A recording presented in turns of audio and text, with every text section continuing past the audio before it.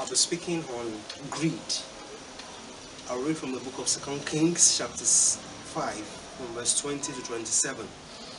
And it's about the life of, it's about Gehazi, Elisha's servant. But Gehazi, the servant of Elisha, the man of God, taught, "Behold, my master has spared this Naaman the Aramean by not receiving from his hands what he brought. As the Lord lives, I will run after him and take something from him." See, that's greed talking.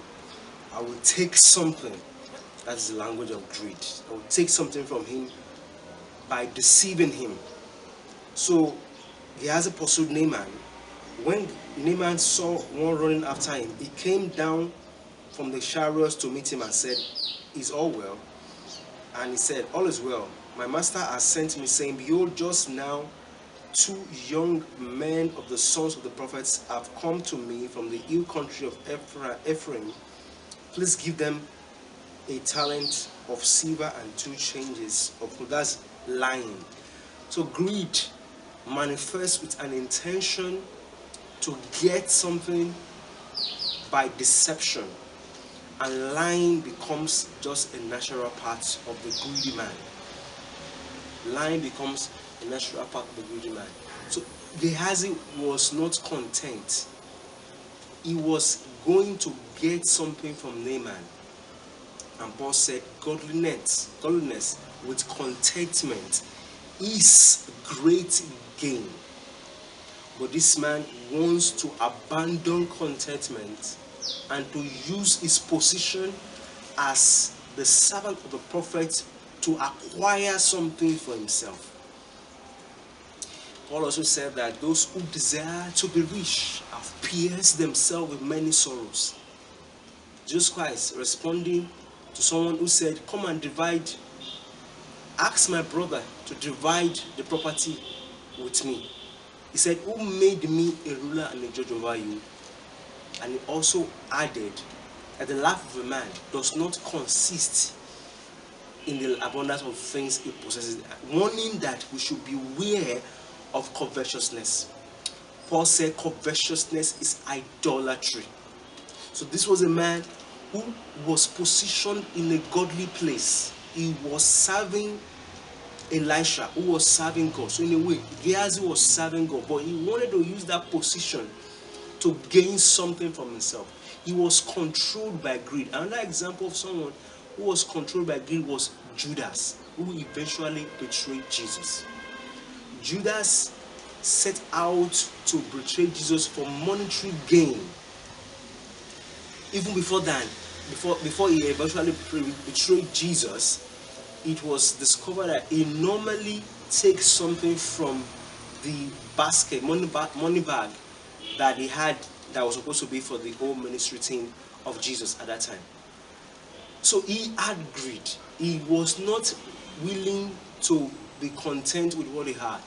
He wanted to get more. There's nothing wrong with getting more. There's something wrong in how that more is gotten. There may be something wrong in how that more is gotten. So greed manifests with lies. Greed also manifests in the life of Judas as betrayal.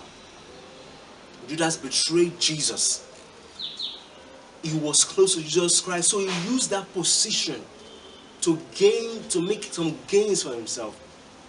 And for some silver coins, Judas said, "Give me some money, give me something, I'm going to lead you to arrest Jesus."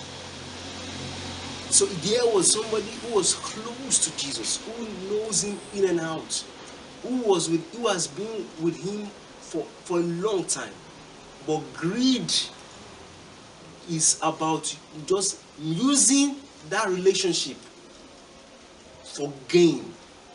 It was not about how can I be a blessing, how can I give, but how can I get something out of it. So while Elisha told the prophet Naaman, the general Naaman, that, "Look, I don't want to collect anything from you," Gehazi said, "It can't happen." He was driven by money.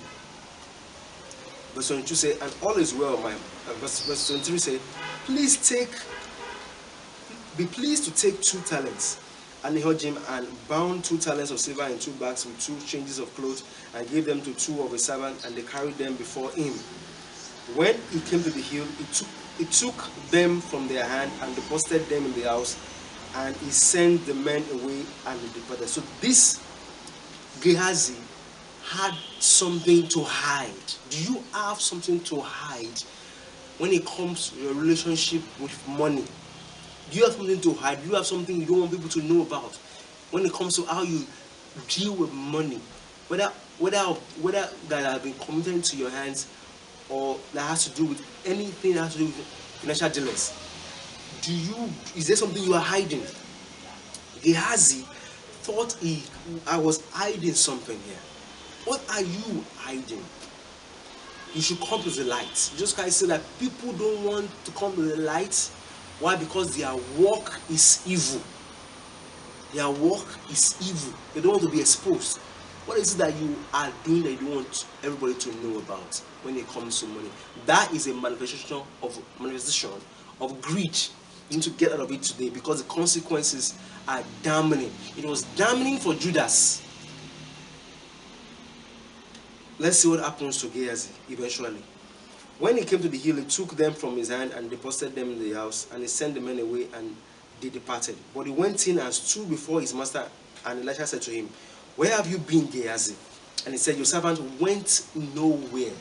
Lying, lying, lying. Cover up, because just to hide a heart that is longing for filthy lucre, that is longing for wrong gain. A heart that is not satisfied with what you already have. Always competing, always comparing, always striving unlawfully for gain.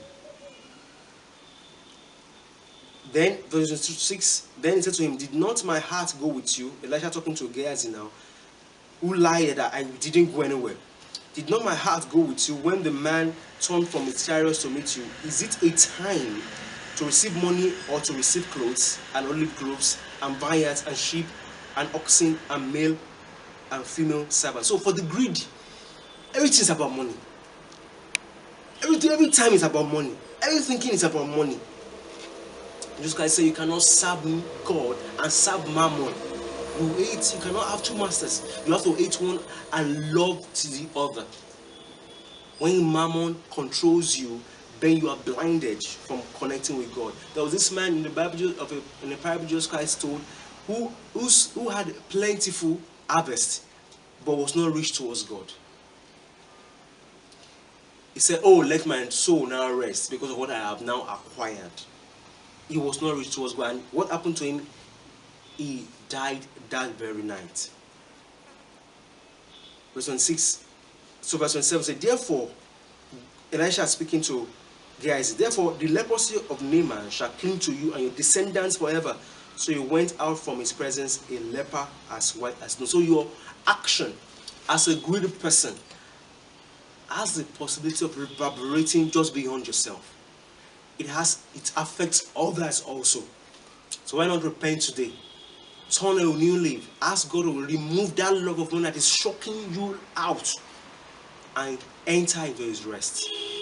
Thank you for listening. God bless you.